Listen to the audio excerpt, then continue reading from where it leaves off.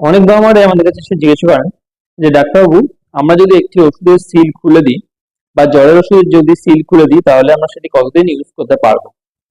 অনেক বাবা মারাই এটি জানেন না যে যদি সিল খুলে দেয় তারপরে সেই ওষুধটি আপনারা বাচ্চাকে কতদিন ইউজ করতে পারেন। তার জন্য কি হয়, অনেকেই বাচ্চাগুলোর অনেক সময় যে ওষুধগুলো খুলে দেওয়ার পরে যদি সেকেন্ড বার ডক্টর কাছে দেখা যায় তো 5 দিন 6 দিন পরে তারপর আবার নতুন করে ওষুধ কিনে নিয়ে আসে। এতে বাবা মাদের প্রচুর টাকা খরচা হয়। তো অ্যান্সার হলো, অ্যান্টিবায়োটিক ছাড়া যে কোনো ওষুধই যতদিন অবধি না এক্সপায়ারি ডেট আছে ততদিন অবধি খাওয়াতে পারেন। জ্বরের ওষুধ খোলার পরে আপনারা সেটিকে 6 মাস ইউজ করতে পারেন, না টেনশন করে বা না চিন্তা করে। আর 2 নম্বর হচ্ছে অ্যান্টিবায়োটিকটি খোলার পরে সাধারণত অ্যান্টিবায়োটিকটি তাড়াতাড়ি শেষ করে দেবেন। অ্যান্টিবায়োটিক খোলার পরে অ্যান্টিবায়োটিকটিকে স্টোর করে রাখবেন না। মানে কি, অ্যান্টিবায়োটিক আজকে খুললাম তার 1 মাস পরে গিয়ে আবার ওই অ্যান্টিবায়োটিকটাই খাওয়া